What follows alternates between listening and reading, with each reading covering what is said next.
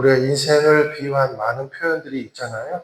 광야 같다, 망망대해를 떠다니는 배와 같다, 뭐 그런 표현이 있습니다.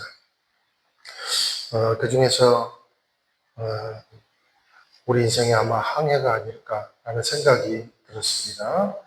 우리 모두는 세상이란 넓은 바다에서 저마다 이 생명선을 타고 망망대해를 건너가는 것과 같다는 것이죠.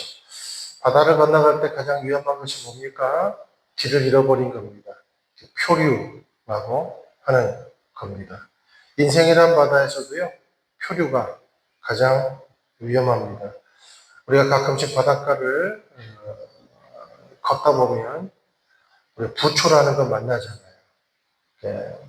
이렇게 건초더미나 풀더미들이 또 미역 같은 것 이렇게 떠다니는 것 보지 않습니까? 이것이 부초예요. 망망대해 가운데를 표류하는 배는 더 이상 배라고 볼 수가 없습니다. 거대한 표류, 건초더미 이렇게밖에 표현을 못하겠습니다. 생각해보세요. 엔진도 꺼져버리고 나침반도 고장나고 조류나 바람이 이끄는데도 이리저리 떠밀려 다니는 그런 배. 결국 뭘 만나겠습니까? 암초를 만나거나 높은 파도를 만나거나 그래서 산산조각이 나 버리는 것이죠. 우리가 시편 1편을 여러분들이 읽으셨는데 이 시편이 150편까지 있잖아요. 그 중에서 시편 1편은 시편 전체를 여는 출입문과도 같습니다. 관문과도 같습니다. 예를 들면 시편 150편, 그러니까 건물이 150층짜리 건물이 있다고 생각을 해보세요. 자, 그 건물 전체를 구경하기 위해서 1층에 있는 정문을 통과하지 않습니까? 여러분들 우리 서울 가면 63빌딩도 있고 롯데타워도 있고 하는데 어디를 통해 들어가죠? 1층을 통해 들어가잖아요. 그것이 시편 1편이라는 말입니다. 자, 그러면 시편 1편이 왜 시편 전체를 통과하는 정문과도 같은 의미일까? 그것은요, 이 시가 인간이 세상을 대하는 가장 바른 태도를 가르쳐주기 때문입니다. 그리고 인간이 살아갈 때 가장 바른 삶의 자세를 가르쳐주기 때문입니다. 우리가 망망대해 같은 인생을 지나갈 때 일종의 시편 1편은 삶의 이정표가 되고 삶의 나침판이 돼준다라는 항로가 되어준다라는 것입니다. 본시에서는 인간을 크게 두 종류로 나누고 있습니다. 첫 번째 종류는 바람에 나는 겨와 같은 인생이 있다는 거죠. 겉으로 보기에는 자신이 인생의 주도권을 쥐고 있어 보입니다. 그래서 자유로워 보입니다. 또 부러워도 보입니다. 호기로워도 보입니다. 그런데 그 안을 가만히 들여다보면 바람에 나는 겨와 같다는 거예요. 무슨 의미입니까? 중심이 없다는 겁니다. 방향이 없다는 거예요. 방랑한다는 겁니다. 이것을 표류하는 인생이라고 표현해 보면 좋겠습니다. 두 번째 인생은 시냇가에 뿌리를 내린 정박하는 인생이 있다는 거예요. 자, 이런 인생은 바람에 나는 겨와 같은 인생처럼 스스로 주도권을 가진 인생이 아닙니다. 그래서 복됩니다. 내가 주도권을 갖고 있지 않기 때문에 내가 책임지지 않기 때문에 주님이 책임지시기 때문에 복된 인생이다라는 거예요. 여러분이 스스로 주도권, 인생의 스스로 주도권을 쥐고 있다는 게 얼마나 위험하고 약한지 아십니까? 여러분, 저와 여러분만 생각해도 그렇잖아요. 우리가 만물의 영장이라고 말은 하지만 인간이 얼마나 나약한 존재인지 굳이 설명 안 해도 아실 거예요. 그럼 우리가 땅콩 하나만 잘못 먹어도 기도가 막혀 질식사 당하는 것이 우리 인생이에요. 이 손톱에 조그마한 염증이 불어가지고 나중에 크게 돼서 죽는 경우도 있고, 귀를 잘못 파서 죽는 경우도 있고, 인간은요, 아무리 우리가 들숨이 날숨되지 못하면 그냥 흙으로 변하는 것이 인생의 나약함이다라는 겁니다. 인간만큼 병이 많은 종족은 없어요. 질병 제조기예요. 오죽했으면 정신병도, 육체적인 질병뿐만 아니라 정신병도 그렇게 많잖아요. 한번 걸러 넘어지면 쉽게 일어날 수가 없습니다. 여러분, 그러니 스스로 주도권을 갖는 것이 좋은 것입니까? 좋지 않은 것입니까? 위험한 겁니다. 1절 같이 한번 읽겠습니다. 시작. 복이 있는 사람은 악한 사람들의 꾀를 따라가지 않고 죄인들의 길에 서지 않으며 남을 없이는 여기는 사람들과 자리를 함께하지 않고. 그랬어요. 자, 겨와 같이 표류하는 인생. 여기 1절 여러분들이 성경 있으시죠? 여기 꾀를 따라간다 이 말에 한번 밑줄을 그어보세요. 꾀를 따라가, 꾀를 따라가. 그 다음에 두 번째, 악한 자의 길에 서. 여기다 동그라미 쳐보시고, 그 다음에 남을 없인 여기는 사람들과 자리를 함께 한다. 함께, 여기다가 함께라는 말에 동그라미를 쳐보세요. 이게 영적 침몰의 3단계예요. 차례대로 볼까요? 여기 보니까 악한 사람들의 꾀를 따라간다 그랬어요. 따라간다. 첫 번째, 따라간다. 그러니까 표류하는 인생은 세상의 가치관을 따라간다는 거예요. 따라가면서 침몰을 준비합니다. 그러니까 항로를 벗어나는 거예요. 악한 사람들의 꾀, 그러니까 다들 그렇게 사는 모양, 꾀를 따라가는 것을 흥미로워한다는 겁니다. 여기서 꾀라는 것은 원어로 애차라고 해서 충고, 모략, 방안, 방책 이런 뜻을 가지고 있습니다. 충고를 주는 거죠. 애차하는 거예요. 꾀를 우리에게 보여주는 거예요. 인생이 뭐 그렇게 답답하게 살 거 있어? 예배 한 번 빠지면 어디 저주가 내려? 예배 그게 중요해? 돈이 중요하지? 그렇게 산다고 돈이 나와, 떡이 나와. 우리가 이번에 만든 동호회 이름이 있어. 꾀야, 꾀. 가입해. 막 그러고. 다들 그렇게 살아. 네가 뭐 좀 따라간다고 그게 무슨 뭐 손해가 나냐, 덫이 나냐. 이렇게 꾀를 우리에게 제공을 해 주는 거예요. 그래서 따라가다 보면 우리는 꿈꿉니다. 부정한 형통을 꿈꾸고 옳은 길보다는 빠른 길을 선택하게 된다라는 거죠. 이게 영적인 1단계, 침몰의 1단계예요. 따라가는 거. 솔깃해집니다. 자, 이런 이 얕은 꾀에서 방향을 돌리지 못하면 영적 침몰의 두 번째 단계가 찾아옵니다. 그게 선다라는 거예요. 선다. 여기 서지 않으며 그랬죠? 죄인들의 길에 선다. 그런데요, 영적 침몰을 꿈꾸는 사람들, 영적 침몰로 가는 사람들은 서야 되지 않은데 서는 거예요. 서는 거.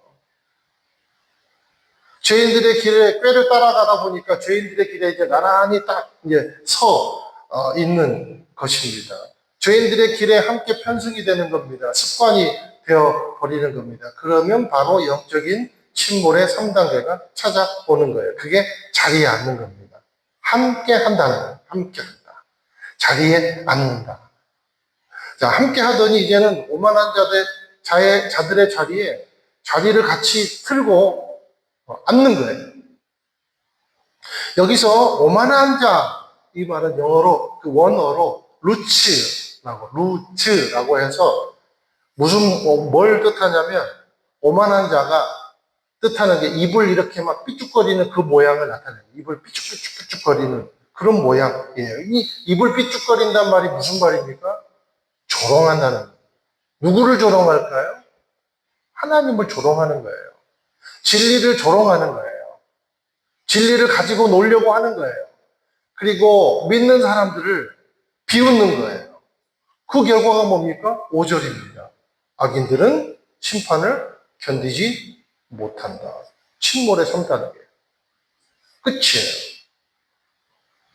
자, 이 예를 가장 잘 보여주는 게 롯이에요, 롯. 여러분, 창세기에 보면 롯이 나오죠. 아브라함의 조카 롯 나오잖아요. 이 롯이 처음에는 소돔과 고모라 땅을 눈으로 이렇게 봅니다. 눈으로 이렇게 막 너무 좋아서 막 따라다녀요. 아른거리고. 그러다가 너무 좋으니까 소돔 고모라 성으로 가까이 갑니다. 가까이 가요. 이 침몰의 이단. 그리고 롯이 이제 급기야 어떻게 됩니까? 가까이 가서 서 있는 것을 지나서 이제 깊숙이 들어갑니다. 그래서 창세기 19장 1절에 보니까 두 천사가 소돔에 도착을 했는데 롯이 소돔 성문에 앉아있다가 맞이했다는 표현이 있어요. 앉아있다. 그러니까 이 구약의 성문에 앉았다 이 말은요. 그 성의 유지가 됐다는 말이에요. 유지가 됐다. 리더가 됐다. 그런 말이에요. 멸망의 3단계. 이러잖아요. 처음엔 좋아서 따라가다가 나중에 서 있다가 들어와 그러니까 같이 앉는 거예요. 롯은 그나마 삼촌 찬스를 써서 살아남았습니다. 아브라함이 중보기도 했잖아요. 그런데 살아남으면 뭐합니까? 뭘 잃었어요?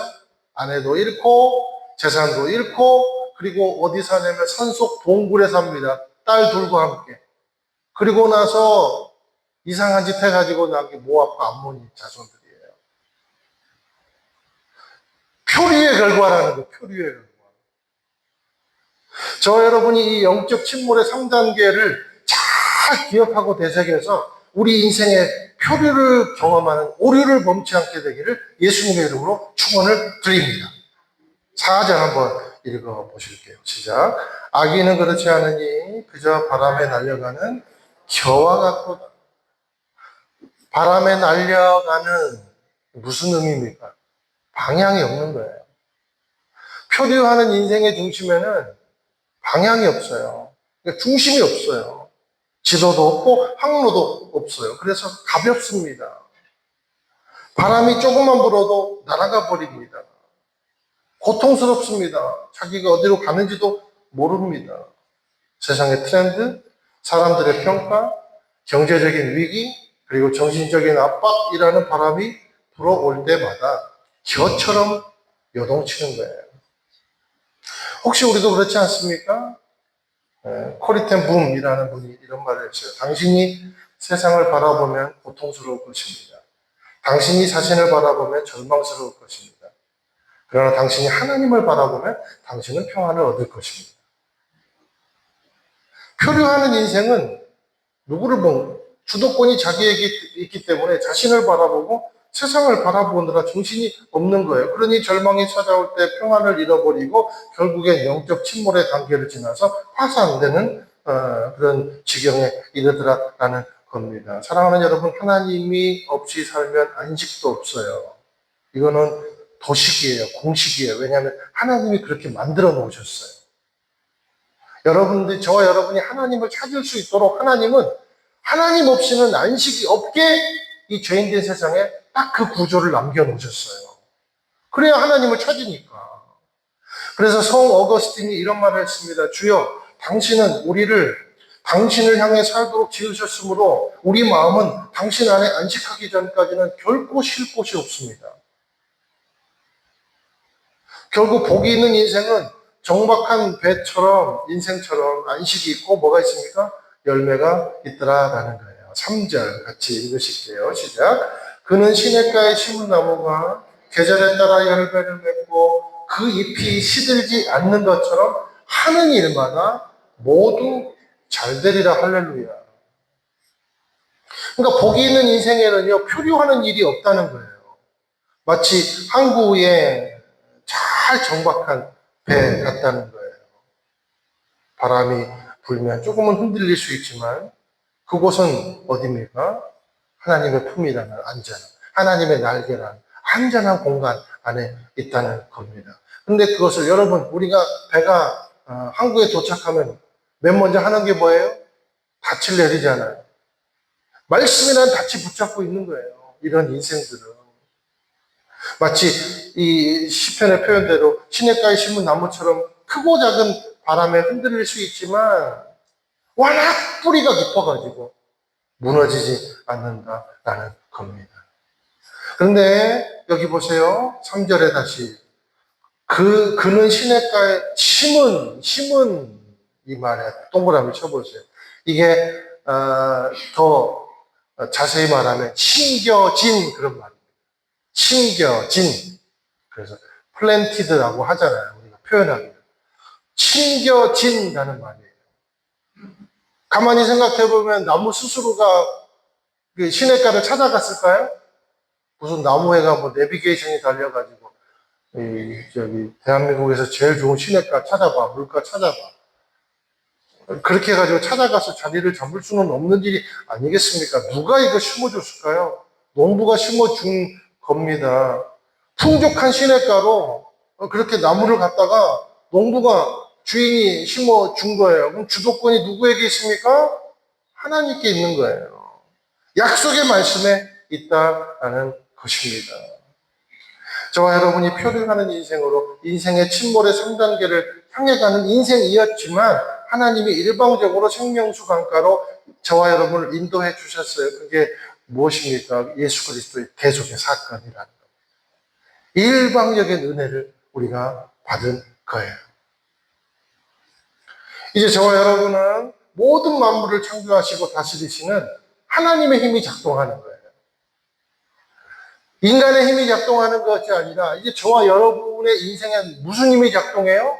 모든 만물을 지으시고 인도하시고 우리를 십자가에 못 박히시기까지 사랑하신 예수 그리스도의 능력과 은혜와 그 사랑이 작동하는 인생이 저와 여러분의 인생이 된 것입니다. 그런 인생은 어떤 태도로 사는가? 주도권을 하나님께 맡기는 거예요. 그리고 하나님의 언약의 말씀이 그 삶의 중심에 있더라라는 거예요. 2절 함께 한번 읽으실게요. 시작. 오직 여호와의 율법을 즐거워하고 그 율법을 밤낮으로 깊이 생각하는 자로다. 오직 그랬어요. 그리고 율법, 여기서는 이제 토라를 말하지만 우리는 말씀이죠. 그리고 그 율법을 밤낮으로 깊이 뭐라 그러냐면 생각한대요. 여기 생각한다에다가 한번 밑줄 그어보세요. 그러니까 하나님의 말씀이 인생에 뭐가 됩니까? 밭이 되는 겁니다. 깊이 뿌리 내리는 것입니다. 여기 밤낮으로 깊이 생각하는 그랬는데 개역 개정에 보면 묵상하는 자로다 그랬잖아요. 묵상하는. 이 묵상이라는 말이 원어로 하가인데 무슨 말이냐면 계속해서 중얼중얼 되는 거리는 거예요. 그게 묵상하다라는 말입니다. 그러니까 하나님의 말씀을 아주 작은 소리로 하루 내내 읊조리면서 하루 내내 밤낮으로 읊조리면서 계속해서 내 영혼에 깊숙이 각인시키는 거예요. 우리는요 아침에 큐티하면 집에 딱 나오면 어떤 말씀 받는지 잊어버리잖아요. 그때만 딱 큐티. 그렇죠? 근데 이제 하나님의 말씀 사랑하는 자는 계속 그 말, 뭐 그게 한 구절이 됐든지 한 단어가 됐든지 어떤 하나님이 주신 의미가 됐든지 그것을 계속해서 읊조리더라라는 겁니다. 영혼에 깊숙이 각인시키더라라는 겁니다. 마치 배가 닻을 내리는 것처럼 나무가 뿌리를 내리는 것처럼 여러분 묵상하지 않으면 뿌리가 없어요. 하나님 말씀을 봐도 읊조리지 않고 묵상하지 않으면 뿌리가 없어요. 그냥 읽는 겁니다. 우리 교회가 큐티하는 교회잖아요. 하나님이 아침에 주신 말씀 저녁까지 계속해서 중얼거리게 되는 은혜가 임하게 되시기를 예수님에도 축원드려요. 좌우에 계신 분들하고 한번 선포할게요. 하나님의 말씀을 중얼중얼 하십시오. 중얼중얼 하십시오. 중얼중얼. 뭐라고 하는 거야? 그 갚았더니 주님 말씀을 막 중얼중얼 하고 있고. 그러면 여러분 얼마나 은혜가 됩니까? 자, 이런 사람은 세속의 가치관이 들어올 틈이 없는 거예요. 틈이 없어요. 세속적인 꾀가 들어올 틈이 없어요. 가서 함께 서 있을 일이 그러니까 없습니다. 그러니 앉을 일도 없어요. 이 말이 무슨 말인가? 멸망당할 일이 절대 없다는 겁니다. 절대 없다는 거예요. 믿게 되시기를 축원드려요. 주 안에 있는 자는 모든 것이 합력하여 선을 이루고자 합니다. 할렐루야. 왜요? 주도권이 하나님께 있기 때문에. 약속의 말씀에 있기 때문에. 저와 여러분이 말씀의 시냇가에 심기어 있으면 어떤 고난이나 유혹이나 불안이 몰려와도 잠시 흔들릴지언정 떠내려가지는 않는다는 겁니다. 침몰당하지 않는다라는 겁니다. 오히려 더 단단히 뿌리 깊게 내리더라라는 겁니다. 저와 여러분이 하루 내내 묵상하고 읊조리는 생각과 말이 무엇입니까? 견고한 하나님의 약속의 말씀입니까? 아니면 사람들이 말하는 그런 인정의 말입니까? 상처의 말입니까? 복수심입니까? 어떤 사람은요, 하루 내내 복수심을 품고 있는 사람이 있어요. 하루 내내 내가 어떤 누구에게 내가 인정받아야 되는데, 그런 사람이 있어요. 저와 여러분이 하루 내내 묵상하는 것이 뭡니까? 통장의 잔고입니까? 아파트 평수입니까? 벌려놓은 일입니까? 건강과 미래에 대한 불안감입니까? 내려놓으십시오. 주도권을 언약의 말씀에 내어놓으십시오. 하나님께 내어드리십시오. 그게 해안이에요, 해안. 6절 읽으실게요. 시작. 의인의 길은 여호와께서 보호하시나 악인의 길은 망하리라. 하나님의 언약의 말씀에 닻을 내리고 뿌리를 내리는 인생, 예수 그리스도를 따르는 제자도의 삶을 사는 인생은 오늘 말씀 보니까 하나님께서 보호해 주신다고 시인은 선언을 하고 있습니다. 보호해 주신다. 이게 개역개정에서는 인정해 주신다 이렇게 표현하고 있어요. 여호와께서 인정하시나 이렇게 표현하고 있잖아요. 근데 이 인정이 우리 지난주에 말씀 나눈 거랑 똑같아요. 야다예요, 야다. 그래서 안다라는 거예요. 인정하신다는 것은 하나님이 나를 안다라는 거예요. 안다라는 뜻이 무엇이라 그랬습니까? 부부관계처럼 안다. 자녀관계처럼 안다. 사귄다. 교제한다. 그런 의미입니다. 그러니까 저와 여러분이 하나님이 우리를 단순히 이웃집 아이를 아는 것처럼 아는 것이 아니라 자녀로 품어주시고 동행해주시고 삶의 모든 과정을 보증해 주신다는 겁니다. 그게 보호해 주신다는 의미예요. 안다라는 의미예요. 말씀에 뿌리를 내리는 인생, 말씀에 정박하는 인생은 내 힘으로 살지 않습니다. 하나님의 힘으로 사는 사람들입니다. 그러니 나는 무슨 일만 하면 돼요? 신뢰하면 될 일이에요. 신뢰하면. 시편 1편을 우리가 돌아보면서 지금의 우리 인생의 상태를 한번 점검해 보시기를 예수님의 이름으로 축원을 드립니다. 어쩌면 나는 예수님을 믿는다고 하면서도 조류에 떠밀려서 목적지 없이 그렇게 떠다니는 표류하는 인생인가? 아니면 말씀이라는 견고한 시냇가에 잘 닻을 내린 그런 정박하는 인생인가? 저와 여러분은 결코 악인이 사는 인생처럼 사는 삶이 아닙니다. 저와 여러분은 하나님이 함께 하시는 인생입니다. 그래서 오늘 이 말씀 보면서 다시 한번 말씀에 깊이 뿌리를 내리고 닻을 내려서 이 폭풍 같은 세상에서도 잠잠한 평온이 임하게 되시기를 주님의 이름으로 축원드립니다. 어떤 인생의 가뭄에도 끄떡없이 열매를 내리는 뿌리 깊은 인생이 되시기를 주님의 이름으로 축원을 드립니다. 그래서 하나님이 원하시는 길, 하나님이 인정하시는 길로 걸음으로 말미암아 흔들림 없는 그런 평안을 누리는 인생이 되시기를 예수님의 이름으로 축원을 드립니다.